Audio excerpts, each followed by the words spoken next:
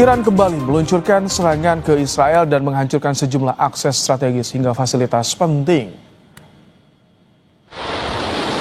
Dalam video yang dirilis Korps Garda Revolusi Iran, ini merupakan serangan ke-11 dalam gelombang serangan yang diarahkan oleh Iran.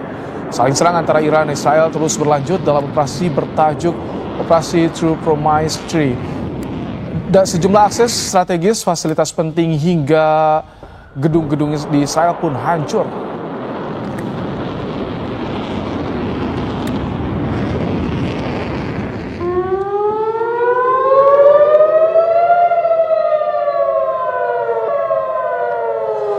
Bunyi sirene pun menggema di kota Tel Aviv saat sistem pertahanan udara Israel mencegah sejumlah serangan udara di tengah konflik Israel-Iran. Menurut pihak militer Israel, sirene juga terdengar di sejumlah kota di Israel lainnya. Pasukan Israel pun menyebut bahwa mereka juga meluncurkan sejumlah serangan ke ibu kota Iran, Teheran. Intensitas serangan antara kedua negara meningkat sejak Israel pertama kali melakukan serangan ke Iran pada Jumat lalu, yang termasuk dalam operasi Rising Lion.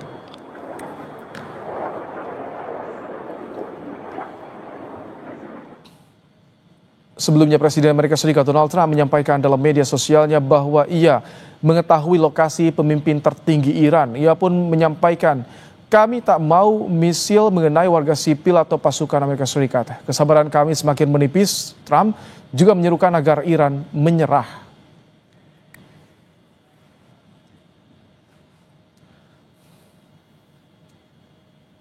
Pemimpin tertinggi Iran, Ayatollah Ali Khamenei, menolak peringatan dari Presiden Amerika Serikat Donald Trump untuk menyerah tanpa syarat dalam menghadapi serangan Israel.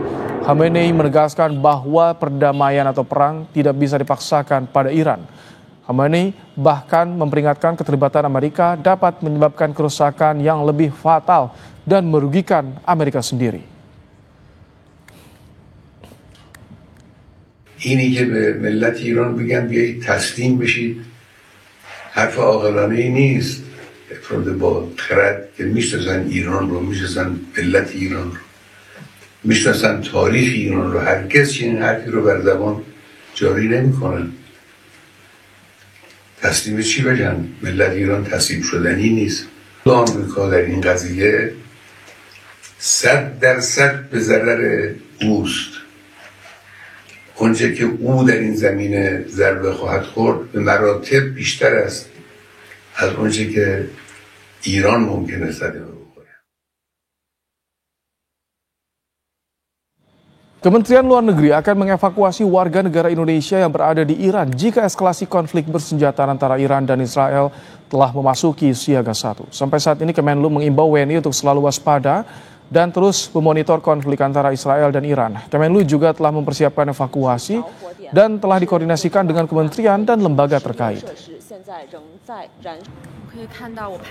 Kami sampaikan ya, bahwa memang statusnya siaga 2, namun kami selalu menghimbau agar para WNI selalu waspada ya, dan selalu memonitor situasi yang ada, dan at any time jika terjadi eskalasi kita dapat tingkatkan menjadi siaga 1.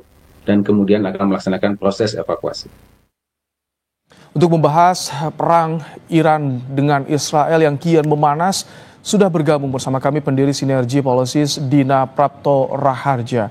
Selamat malam, Mbak Dina. Selamat malam, Mas Rahmat. Mbak Dina, di X kita juga melihat ada cuitan dari Khamenei soal pertempuran dimulai. Apakah dengan adanya penegasan seperti ini, perang Iran dan Israel akan terus berkepanjangan? Sepertinya masih akan lama ya, karena kompleks problemnya dan eksistensial buat negara-negara yang terlibat. Dan yang terlibat di sini bukan bilateral saja antara Israel dengan Iran, tapi juga ada Israel dengan Amerika Serikat, Israel dengan Eropa. Salah satu esensinya adalah Israel ingin menarik Amerika Serikat masuk ke dalam perputaran perang tersebut, demikian pula Eropa. Sementara di dalam negeri Amerika Serikat sendiri sudah mulai terjadi perpecahan pendapat ya soal terlibat atau tidaknya, demikian pula di Eropa. Dan kelihatannya polarisasinya cukup tajam di dalam negeri mereka masing-masing juga. Jadi pada saat yang sama kita juga tahu ya sebenarnya ini masih ada proses perundingan juga antara Iran dengan Amerika Serikat, yang ternyata Amerika Serikat mengambil kesempatan serangan Israel kepada Iran ini untuk memperkuat posisinya Amerika Serikat. Jadi kelihatan di situ masalahnya itu sebenarnya tidak si Israel sendiri ya yang ingin situasi itu semakin tidak pasti, supaya posisi dia yang saat ini sedang mulai tersudutkan ya di Gaza. Kemudian kita tahu minggu ini harusnya ada pertemuan di New York antara Prancis kemudian Saudi Arabia untuk menekan Israel dan mengakui kedaulatan Palestina kan. Nah ini berarti kan akhirnya diboikot nggak terjadi ya. Dan ini salah satu konteksnya. Jadi ketika ada blok G7 bahkan sudah mendukung Israel. Nah di sini ketika ada blok Rusia mendukung Iran, ini semakin menambah polarisasi yang terjadi di sana. Betul. Jadi akhirnya kan dunia terbelah menjadi kubu yang semakin tajam ya. G7 sudah mulai dibicarakan bukan lagi penggerak pertumbuhan dunia, tapi malah penyebab disrupsi. Dan bukan tidak mustahil ya, Rusia itu akan juga masuk ke dalam perputaran konflik ini jika Amerika Serikat masuk. Mereka sudah mengatakan akan mengancam. Kalau Cina masih berusaha berada di tengah-tengah ya, tapi sekali lagi kalau situasinya semakin panas, bukan tidak mustahil ini perang yang lebih luas bisa terjadi. Yang terdampak bagaimana? Kita bicara soal regional dulu, kawasan dulu. Bagaimana dampaknya dengan perang yang terjadi saat ini? Jadi yang paling mengkhawatirkan itu sebenarnya adalah regime change. Jadi upaya Israel untuk mendongkel kepemimpinan Khamenei di Iran dan menguasai Iran. Jadi imperialisme ya targetnya itu terhadap Iran. Sementara Amerika Serikat juga ingin menonjolkan Make America Great Again dengan kasus ini gitu. Dan ini yang ironis sebenarnya, karena sebenarnya nggak ada yang akan pernah diuntungkan dari invasi militer, tapi kenyataan cara ini yang dipakai. Baik, jika jadi tadi targetnya adalah regime change, artinya ini yang dipertahankan oleh Iran yang menjadi penyebab ini akan sulit diredakan perang kali ini. Ya, jadi dari pihak Iran sudah pasti nggak akan mau menyerah ya. Tidak dari posisi sebenarnya dari tahun lalu itu sudah dibayangkan oleh Iran bahwa pasti akan dicari-cari masalah lah dengan Iran. Jadi berbeda dengan kasus Libya atau Suriah di mana mereka memang sudah masuk bertahun-tahun digerogoti dari dalam gitu ya. Posisi orang asing, orang-orang tentara-tentara asing sudah masuk ke dalam negara tersebut. Kalau Iran ini kan sudah menciptakan satu barrier ya, perlindungan buat mereka sendiri itu. Jadi kali ini mereka ternyata relatif lebih kuat, bahkan klaim tidak perlu dibantu yang lain pun nggak apa-apa, dia masih bisa survive. Oke, Mbak Dina, bagi Indonesia apa yang harus diwaspadai adanya perang Iran-Israel ini? Satu, dampak ekonomi. Yang kedua, tentu saja posisi politik luar negeri Indonesia.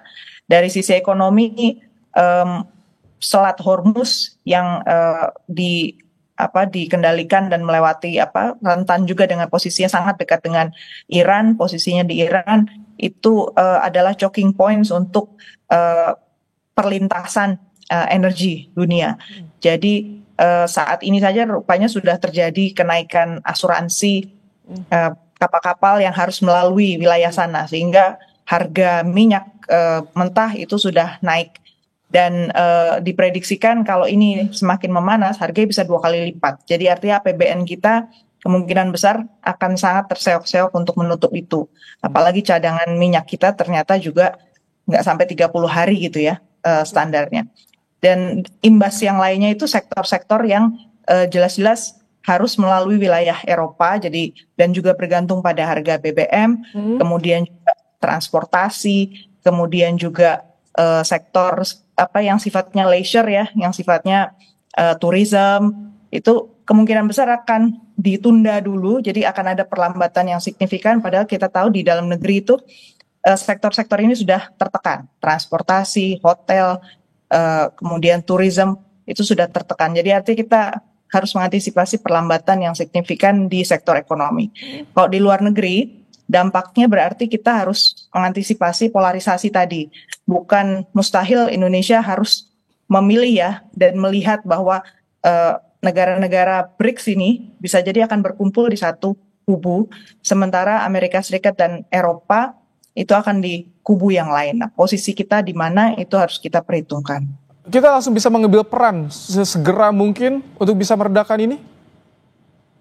Saya kira masih harus bicara dengan sejumlah pihak, kita harus lebih membuka mata. Sejumlah negara seperti Turki misalnya, karena mereka berbatasan langsung dengan Iran, itu bersikap lebih hati-hati, tapi jelas mereka akan mengusahakan perdamaian. Itu salah satu contoh ya, apalagi kita punya MOU dekat dengan Turki, dan kita punya high level council juga dengan Turki sekarang. Itu ada baiknya kita juga berkomunikasi intensif tentang cara-cara meredakan ketegangan di sana. Baik. Terima kasih Mbak Dina Prapto Raharja, pendiri dari Synergy Policies, telah menyampaikan pandangannya soal perang yang terjadi antara Iran dan juga Israel di program Kompas Malam hari ini. Terima kasih Mbak Dina. Terima kasih, selamat malam. Malam.